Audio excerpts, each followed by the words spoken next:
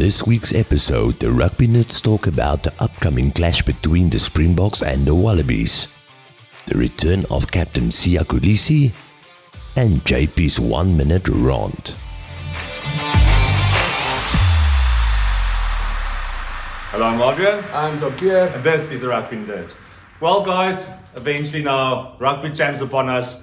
We've been super looking forward to this. Against Australia, one of the old foes, a team that we actually really like. Yeah, we do. Yeah, it's unpopular opinion, but it's a fun team to watch, and I'm super looking forward to this one, especially with a guy like Joe Schmidt behind us. Yeah, he's really building. He's going to build this team. They couldn't ask for a better coach, and I think he's going to build quite a formidable team towards 2027, which is going to be in Australia. But yeah, so Australia this weekend. Poor record. Wait, let me quickly go into the agenda. So we're going to have a couple new segments, what's in the news, right? And then we're going to talk about a bit about the team, and then what else am I missing, Jean-Pierre? JP's 1-minute rant. 1-minute rant, a new segment. Please let us know if you like it. If you don't like it, we don't care. Yeah, I'm sorry, we're going to do it anyway. We're going to do it anyway. It's for us and for you, if you're keen on hearing us out. So I think what we'll quickly go through, JP, what's in the news, right? What's in the news, yeah. So the biggest thing this week is the 4 new laws that come into effect on Saturday for the Rugby Champs. And this one I'm really excited about is the new red card rule. So the red card rule is now that if a player makes an offence and it's deliberate, if he punches the guy straight in the nose, he gets a red card. As per normal, he stays off for the rest of the game, you're down to 14 men. But with all this new I didn't know that. Yeah, with all this new head contact and stuff, that's like this whole underestimation thing. It's so marginal. Sorry, there is a degree of danger and all that, but now you get 20 minutes. It gets reviewed, but he doesn't come back on. So you're allowed to replace him with another player. With another player after 20 minutes. I love that. That keeps the game flowing. 100%. And that would have been great against Portugal. Yeah, exactly. So that's the first rule. I'm quite excited about that. That's going to be very good for the game, I think. 100%. The second rule is the scrum half gets protected more. So the game is going to flow even more. So if you are a defender and you're already bound to a ruck, you can't touch the scrum half. If you are a defender and you're bound to a maul, you cannot touch the scrum half. If there's a scrum, the other scrum half, the defending scrum half, can't go past the middle line where the scrum. So it flows the game a bit more. Yeah, so but undisrupted. It disadvantages some teams with very quick scrum halves who cleans very quick, but it Sorry, also, Ireland. Yeah, sorry, Jamison Gibson Park. But yeah, I think it's very, very good for the game. That was the second rule. Then the shot clock. We know the shot clock, but there's now also a 30-second shot clock for the scrums. As soon as the scrum as soon as the scrum is called, you get 30 seconds to set. And if the other team wastes time, it's a free kick for the attacking team, or whichever team wasted the time. Gotcha. And then there's also a 30-second shot clock for the lineouts. It's 30 seconds. Yeah. So since the lineout's called, you have to set, do the lineout. Yeah. No time for chit chat. Yeah, and then 60 seconds for post. Since the try is scored to do the conversion, and 60 seconds since the penalty is Marnie will struggle. Yeah, Marnie will struggle. Marnie, we love you, buddy. Yeah, but Damien McKenzie also move. But he's weird, he's alien. Yeah. And then the last one, I kind of think is an interesting one, is the lineout. So if the attacking team throws the ball in skew, but the opposing team doesn't contest, it's play on. You can play on with the ball. Nice. If the lineout is skew and the opposing team does contest, it's just a normal scrum as per usual. Nice. Yeah. So really good, impactful rules, I think. Yeah. But another news is Twickenham is being rebranded to Allianz Stadium. So what? Also in the news is if there's a word that Siya Kolisi is coming back to the Sharks. I think everyone's wondering who's going to pay for that. I think who's going to pay. South African Rugby said no, but someone needs to fork out. I'm pretty sure you need to pay out his club for a year if he wants to leave, except if they can agree to him departing the club. Yeah, I don't think the coach likes him. So yeah, I could say we don't even know golden handshake. Just take your luggage. You can. But someone needs to be compensated. And it's not going to be Siya. Yeah. He's already he's a I think he's fine. He'll Yeah. be fine. He'll be okay. He'll be okay, He'll be yeah. okay. Okay. I would love if he come back to the Stormers, but that's Oh no, we'll have to sell 10 players to afford one. Yeah. So I think we're really looking forward to maybe what we'll do is before we go into your 1 minute rant, Jean-Pierre. Okay. I think let's look at quickly at the history of South Africa in Australia, which is in all honesty very poor. Yeah, we have a very poor record. We have a 30% Overall, across the 100 years of history of rugby, 30%. 30% playing in Australia. The last 10 years, even worse. Yeah, but we only have a 50% overall winning percentage. against- 50.3 or something. It's like literally tit for tat. Yeah. You know, I think either way. And that's strange because Australia has been in a very bad place in the last 10 years. So Pretty in that much. 10 years, we've been very Struggling. very poor in Australia. They are a hoodoo team for us. Yeah. Even with our strong team in the past 8 years, they have beaten us pretty much 50% of the time. Yeah. Pretty much. And like, except now for last year, I think was a bit of a drumming for. But under Eddie Jones, you know, it's expected. He's a moron.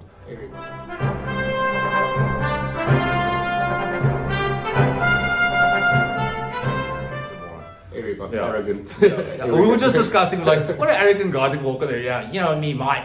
Yeah, dropping Michael Hooper, probably the best flanker in the world. And, Yeah, and it's like oh, I've got him, mate. Don't worry, mate. Anyways. Sound like a flipping cockatiel. Anyway, last year we actually, the last couple of years we got them comfortably, but we've only beat them twice in the last 10 years in Australia. Yeah. So just to show you there's a big, and they're overly confident, some of them, that they will actually beat us. Ben Alexander, front row, he said the South African, we done. Who's Ben Alexander? Who is he really? I don't know. He plays front row. Front row for Yeah, Australia. so- but I he- mean, who do you think he is? But Who is he? Yeah. Yeah. So he doesn't believe it as, but even his mates, Adam Ashley Cooper, swoop. Yeah, they kind of laughed like, come on, don't say that. But arrogant, that can backfire tremendously this weekend. But again, I think Josh Smith is doing really good things with them. He is the right guy for the job. I think he seems to have a plan, at least, right? Yeah, like I said before, they couldn't. He's probably in the top 4 best coaches in the world, I think. Yeah. I mean, he put that Irish team on the map, in my opinion. 100%. Yeah, so He was the start of that, Jean-Pierre, of that resurgence of the Irish taking rugby. nothing away from Andy Farrell, nothing away No, from yeah, excellent coach. Well, I always thought he was a knob, Andy Farrell. He proved me wrong 100%. Yeah. I think he knows exactly what he's calculated, and why am I talking about Ireland? Yeah. Anyway, but Because we have Irish friends. Irish fans, or Yeah. people who watch the show. Yeah. But anyway, so what I'm really obviously, I'm excited to introduce a 1 minute rant, proudly sponsored to you by Better Call Gerald. Better call Gerald. For every property need, what do? You call Gerald. Another thing I would like to add, did you know if you recommend or refer someone to Gerald and they sell the house and on registration, you will receive 5,000 rand. Rwanda in a black bag, 10 rand notes, just for you. Yeah. I would actually ask for the black bag. Cash money. But false, that's what you want. But anyway, over to you, Jean-Pierre. So this is JP's 1 minute rant. Ah! So all you DuPont, Antoine DuPont fanboys and fangirls out there, this whole GOAT status, it really pees me off. Rugby, I just want to tell you guys, rugby's a 50-man game, and also calling him the GOAT is like stepping on, going against guys that's played on that field, Johnny Wilkinson, Dan Carter, Richie McCaw, Peter Steph, the toys in the conversation. But like Jonah Lomu, if it wasn't for Jonah Lomu, there won't be a professional rugby game at this moment. So he's a great player. I thank you guys so much. But rather than telling guys they're the GOAT, make teams the GOAT.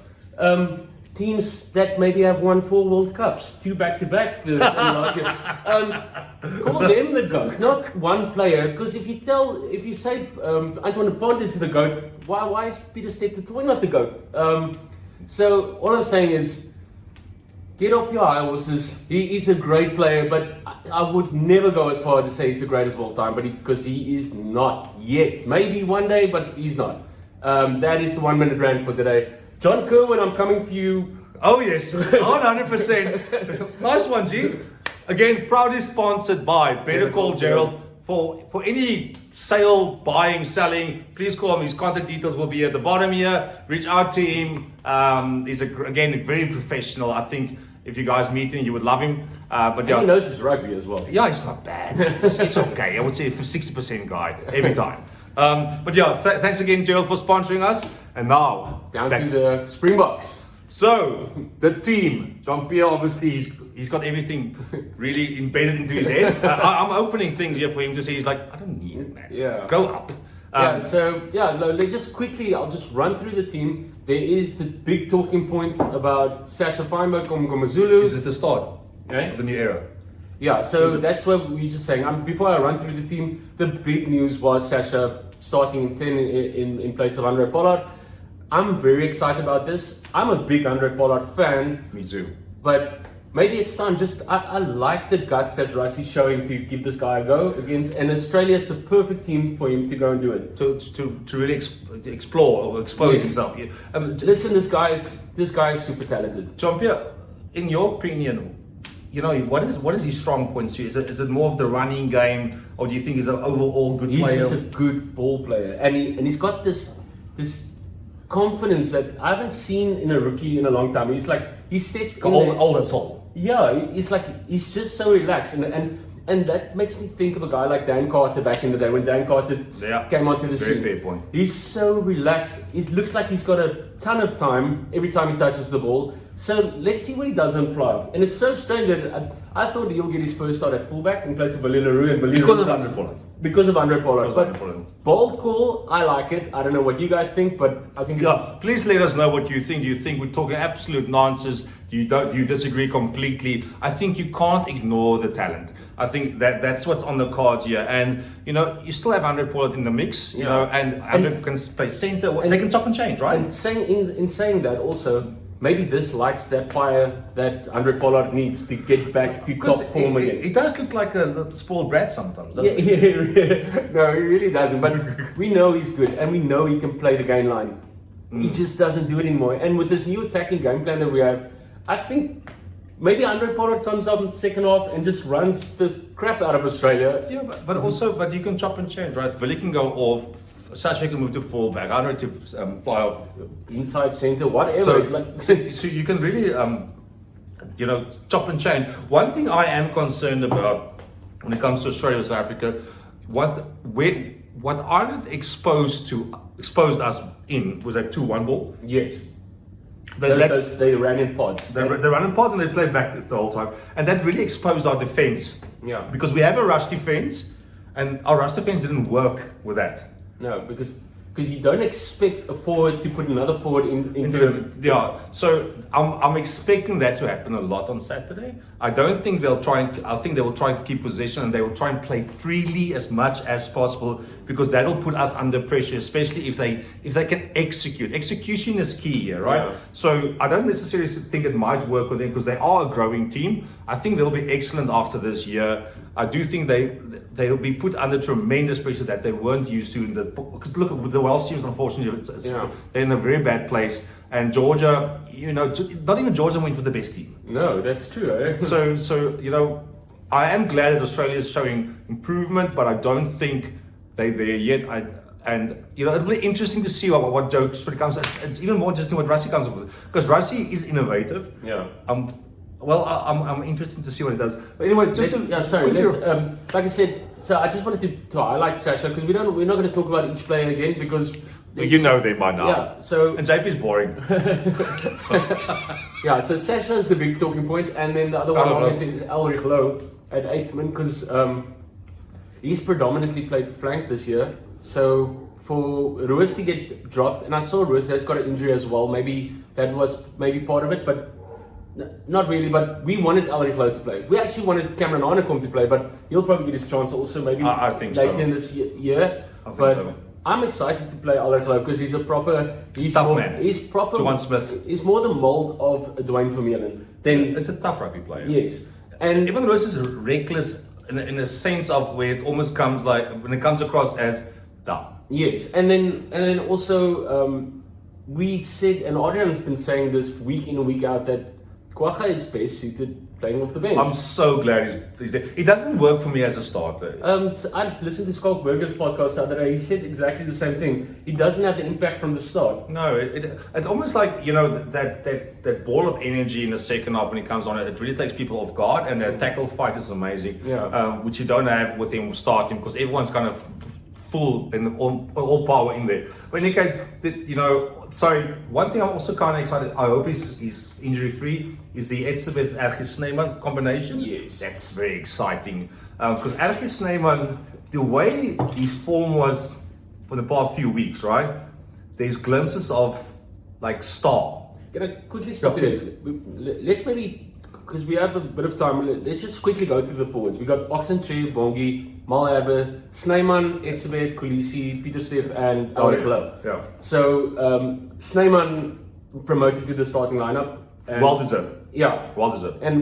And he suits this attacking game so well because of his offload game is so dangerous. Exceptional. Yeah, but how dangerous is a guy like him offloading like that? You create doubt, right? You create doubt in the defense, because you will try. You as a backup defender will actually try and stop him. Yeah. You will go and jump for that defensive, for that offload, and that creates opportunities for Africa. We just need to really execute on that attacking. And you know ability. how good a guy like Siya Kolisi can run off a ball.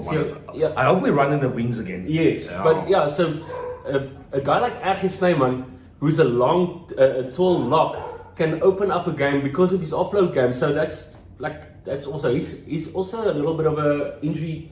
Very injury prone. Yeah, he's extremely injury prone, John Pierre. Yeah. So let's hope he makes it. So that's the forwards, the backs. Obviously the new combination of Kobus Reinach and Sasha, and then the rest of the back. I was hoping for Grant Williams on 9, Me too. But also player experience guy next to Sasha for now, just to see what happens. I think that is the game plan, right? And then we got our normal guys, Damien and Jesse and Cheslin and Kirtley and Villiers at the back. Villiers back again. It brings a nice attacking dynamic. It brings a lot of options. Villiers at fullback. Yeah, and then Andre Pollard and Grant Williams on the bench, and then we got Ben Jason Dixon, who's been playing himself into this team since he's. Yes, I know. Yeah. No, but I want to see him against a better opposition. Yeah, but let's see what happens. And also notably in this bomb squad. So the bomb squad is Vincent Koch, Malcolm Marx, Steenkamp, and then Ben Jason Dixon, Mark van Staden, and Quagga. We don't have specialist lock in the back. So Ben Jason Dixon obviously can play lock because he's a tall guy. Peter Steff can move and all that. So chop and change, yeah. Look, so that's the team. Yeah, so I think a really, really strong team, a very exciting team. Obviously, with the new dynamics, I think we're really looking forward to what Australia want to bring to the table, and it's exciting to be back in rugby champs. Also, New Zealand versus Argentina. I think New Zealand's going to clap them. Yeah, I hope so. Actually, yeah, Argentina's. Where I really like, I would love to like them, but I don't. Yeah, they annoy me, but they've got some great players in there. But they basically beat a poor French team. Yeah. So I won't take too much into it. But anyway, so can I do a quick prediction for them? Yeah. Yeah. New Zealand by 22 points. I'm gonna clap them. Yeah, I'm just gonna agree. Yeah. I don't really care about Argentina. They shouldn't be in the rugby champs. But in the Namibia isn't playing this weekend. I'm not allowed to say that, but no, they just an annoying team. It's not lucky to play them. It's not a nice game to watch. I'm sure it's not a nice game to play for the guys as well. They just that's why maybe some of these rules are going to be great for.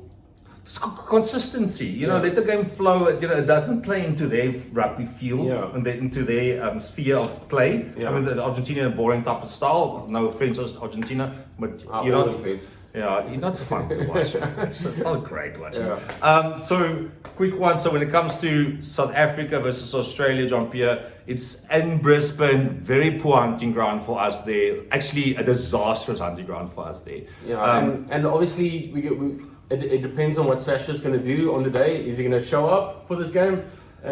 Look, I think he's going to. He seems like you mentioned earlier. He's that guy. And what do you think? When is Andre going to come on? If he struggles in the first half? The thing is, can I make a prediction? I think the way I look at it, I think they're going to do straight swaps. 9-10. I think they're going to do straight swaps. They're going to change the dynamic of the game, and I think that's going to play. I can't see them actually taking up Willie. He's too important to our attacking game. So, in any case, folks, so I'm going to say South Africa by 7, but I'm going to guess a 32-25 type of game.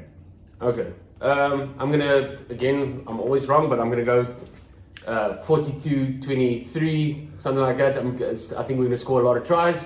I think Archie is gonna run them pop in the middle. So welcome home. Yeah, I'm Brisbane. very excited about this game. I think I'm very excited about Sasha.